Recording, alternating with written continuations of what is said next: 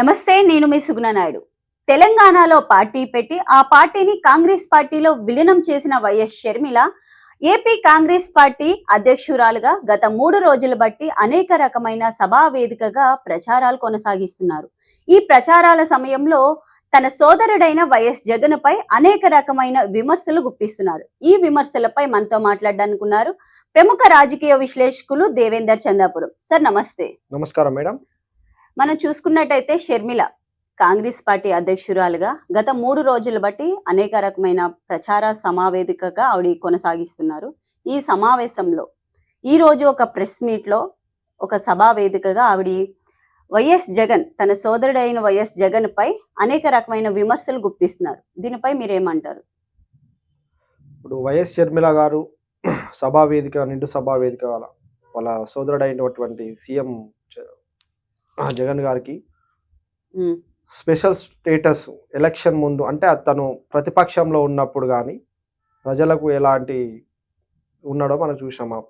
అప్పుడు చేసిన సందర్భంలో తను గత ఎలక్షన్ ముందు చేసినప్పుడు, ఇప్పుడు ప్రజెంట్ ఉన్న గవర్నమెంట్ ప్రతిపక్షంలో ఉన్నప్పుడు స్పెషల్ స్టేటస్ కోసం ఎంపీలు రాజీనామా చేస్తే నేను తీసుకెళ్ళి మాట్లాడుతా అన్న సందర్భాలు మనం చూసాం ఇంతకుముందు ఎలక్షన్స్ ముందు.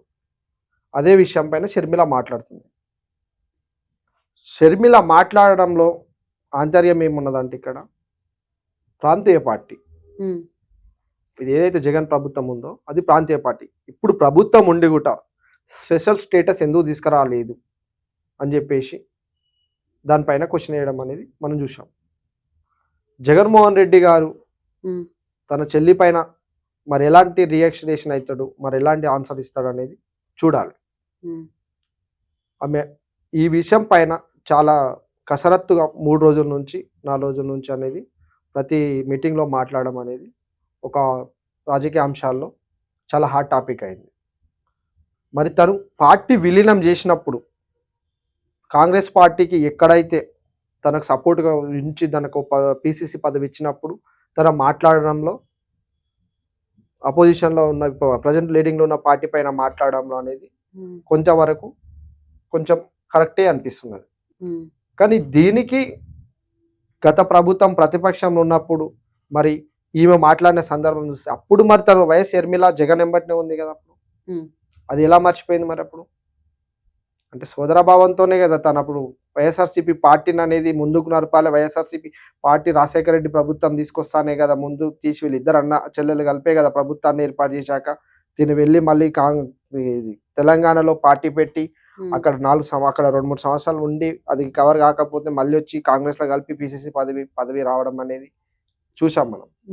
ఇలాంటి సందర్భంలో ఇలా మాట్లాడడం అనేది ఎవరికి ప్రభావం చూపుతుంది అంటే వైఎస్ జగన్మోహన్ రెడ్డి గారికి చాలా ప్రభావం అనేది. సార్ అలాగే చూసుకున్నట్టయితే బీజేపీ పార్టీకి జగన్మోహన్ రెడ్డి వంగి ఉన్నాడు అని చెప్పి ప్రశ్నిస్తుంది షర్మిల.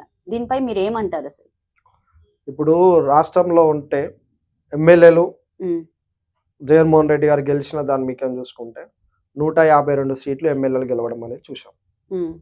తర్వాత సీఎం అయ్యడం అనేది, రాజ్యసభ దాంట్లో మనకు కావాల్సిన పార్లమెంటు దాంట్లో 23 సీట్లు గెలవడం అనేది చూసాం. బీజేపీ సపోర్టు ఎందుకు చేస్తున్నాడంటే సెంట్రల్లో తన పైన సెంట్రల్ అనేది తనకు సపోర్ట్గా ఉన్నది కాబట్టి ఇంతకుముందు ప్రభుత్వం అనేది ముందుకు సాగడం జరిగింది. ఇప్పుడు ప్రజెంట్ ఉన్న సిచ్యువేషన్లో జగన్మోహన్ రెడ్డి గారు ప్రభుత్వం అనేది ఏర్పాటు చేయడం అనేది చాలా కష్టతరం అనేది కనిపిస్తున్నది మనకు ఏపీ రాజకీయాల్లో. ఇలాంటి టైంలో తను ఎంపీ టికెట్లు ఏవైతే ఉంటాయో అవి సెంట్రల్ కు సపోర్ట్ చేసినప్పుడే తనకు సంబంధించిన ఇప్పుడు జగన్ గారి అక్రమాస్తుల విషయంలో కానీ ఇంకా చాలా ఇతర విషయాల్లో కానీ కేసులు అన్ని చాలా ఉన్నాయి. గత ముందు కూడా ఎలక్షన్ ముందు తను ప్రతిపక్షంలో ఉన్న కూడా జైలుకి వెళ్ళడం రావడం తర్వాత సీఎం కావడం అనేది చూస్తున్నాం. ఈ కేసులు అనేవి బయట పడకుండా ఉండాలంటే ప్రజెంట్ తన ఎంపీ సీట్లు మినిమం 15 to 17 మధ్యలో ఖచ్చితంగా గెలవాల్సిన టైం ఇది. గెలిచి సెంట్రల్ సపోర్ట్ ఖచ్చితంగా ఉండాలి. అంటే సెంట్రల్ సపోర్ట్ బీజేపీకి ఎందుకు తను సపోర్ట్గా ఉంటున్నాడంటే ఇండియా ఓవరాల్గా చూసుకుంటే మనకు బీజేపీ ఎన్ని స్థానాల్లో ఉన్నదో మనకు తెలుసు. అదే ఇప్పుడు షర్మిల గారు ఉన్న పార్టీ ఏదైతే కాంగ్రెస్ పార్టీ ఉందో ఎక్కడ ఉన్నది? 4 స్థానాలు మాత్రమే ఉన్నది. అంటే ఎవరికి సపోర్ట్ చేస్తారు? ప్రాంతీయ పార్టీ వైఎస్ఆర్సీపీ పార్టీ. కాబట్టి షర్మిల గారికి ఏంటంటే మాకు సపోర్ట్ చేయకుండా మా సెంట్రల్ పార్టీ మాది కూడా కదా కాంగ్రెస్ పార్టీ, ఉమ్, బీజేపీకి ఎందుకు లొంగి ఉంటావు అని ఒక క్వశ్చన్ అయితే మనకి ఇక్కడ కనిపిస్తుంది ఆమె మాట్లాడిన దాంట్లో నిండు సభలో. ఉమ్, అంటే మా సెంట్రల్ పార్టీ కాంగ్రెస్ పార్టీ రెండు ఒకటి, ప్రాంతీయ పార్టీ కాంగ్రెస్ పార్టీ కాబట్టి రెండు ఒకటే అన్నట్టు ఉండాలి. కానీ నువ్వు బీజేపీకి ఎందుకు సపోర్ట్ ఇస్తా అంటే ఇప్పుడున్న సిచ్యువేషన్లో జగన్మోహన్ రెడ్డి గారు గత ప్రభుత్వం చూసుకున్నా ఇప్పుడున్న ప్రభుత్వం చూసుకున్నా ప్రతిపక్షం ఇప్పుడు ప్రజెంట్ ప్రభుత్వము, కాబోయే తరంలో నెక్స్ట్ ప్రజలు ఏం తీర్పిస్తారో దాన్ని బట్టి నిర్ణయాలు ఉంటాయి. కాబట్టి తన ఎంపీ టికెట్లు గెలవడం అనేది, సీట్లు గెలవడం దాన్ని బట్టే దృష్టి సాలిస్తే మాత్రం ఉమ్, బయటపడతాం. లేదు ఏ మాత్రం అటు ఇటు అయినా ఉన్న సందర్భాలు ఉంటే మాత్రం పెనుమార్పులు అనేటివి జగన్మోహన్ రెడ్డి జీవితంలో కావచ్చు, తన రాజకీయ అనుభవం ప్రకారం చూస్తే కానీ చాలా అతలకుతలం అవుతాయి. కాబట్టి తను బీజేపీకి సపోర్ట్ చేస్తాడు. అండ్ అలాగే సార్ మనం చూసుకున్నట్టయితే జగన్మోహన్ రెడ్డి తన సోదరి అయిన వైఎస్ షర్మిల టీడీపీకి జనసేనకి ఒక స్టార్ క్యాంపెయినర్గా వచ్చిందని చెప్పి విమర్శిస్తున్నాడు.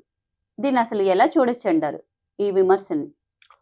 ఇప్పుడు ప్రభుత్వంలో ఉన్న నాయకుడు ఎవరైనా, ఉమ్, సీఎం ఉన్న పదవిలో ఉన్న ఆయన పర్సన్ ప్రతిపక్షంలో నాయకులని చాలా ఆహ్లాదంగా చూసుకొని మాట్లాడే విధానం అనేది ప్రజాస్వామ్యంలో చూస్తుంటాం. తన అపోజిషన్లో ఉన్న ఇప్పుడు తన చెల్లెల పైన విమర్శ చేయడం అనేది ఉమ్, టీడీపీకి కానీ జనసేన పార్టీకి లింకప్ పెట్టడం అనేది కరెక్ట్ కాదు.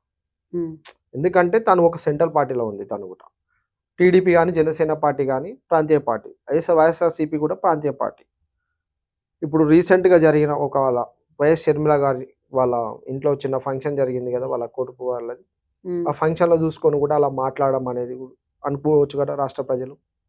అంటే జనసేన పార్టీ పవన్ కళ్యాణ్ గారు వచ్చినప్పుడు గాను ఆత్మీయతోని పొలిటికల్తోని ఎలాంటి భేదాలు లేకుండా ఒక ఇంటి ఫ్యామిలీ మెంబర్ లాగా వచ్చి పవన్ కళ్యాణ్ గారు మాట్లాడు షర్మిల గారితోని, అలాంటి సందర్భంలో కూడా ఇలా మాట్లాడవచ్చు అని అనుకోవచ్చు. కానీ ఏదైనా జగన్మోహన్ రెడ్డి గారు మాట్లాడేది అనేది తను గెలవను అనే ఒక అపోహ అయితే మైండ్లో ఫిక్స్ అయిపోయాడు. ఉమ్, నేను గెలవను ఇంకా ఉమ్, అనేది ఒకటి మైండ్లో ఫిక్స్ అయిపోయాడు. అపోజిషన్లో చెల్లెలు వచ్చింది కాబట్టి, తను రాజశేఖర రెడ్డి కూతురు కాబట్టి ఖచ్చితంగా ఓటు బ్యాంక్ కానీ తగ్గుతుందని తెలుసు. ఇక్కడ పవన్ కళ్యాణ్ గారు కూడా మంచి తన పార్టీ సిద్ధాంతాల ప్రకారం కానీ ఉమ్, తను ఎన్నుకునే క్యాండిడేట్ల ప్రకారం కానీ తన లిస్ట్ కానీ కూడా పర్ఫెక్ట్గా ఉంది. టీడీపీ ప్రభుత్వం కూడా తన క్యాండిడేట్లు ఎంపీ విషయంలో కానీ ఎమ్మెల్యే విషయంలో కానీ ఉమ్, ఎక్కడైతే మైనస్ ఉన్నదో దాన్ని పుంజుకున్న సందర్భాలు చూసాం.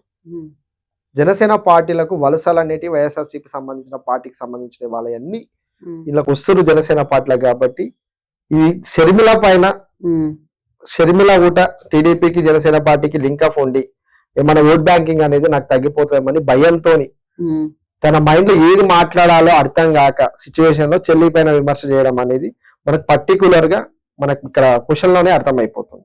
ఉమ్. అంటే రాష్ట్ర సీఎం ఇలా మాట్లాడడం అనేది ఒక అసలు ఏ మానంలో వర్ణించాలో కూడా అనిపిస్తలేదు నాకైతే. సో చూసారు కదా, మరొక రాజకీయ అంశంతో మళ్ళీ కలుద్దాం.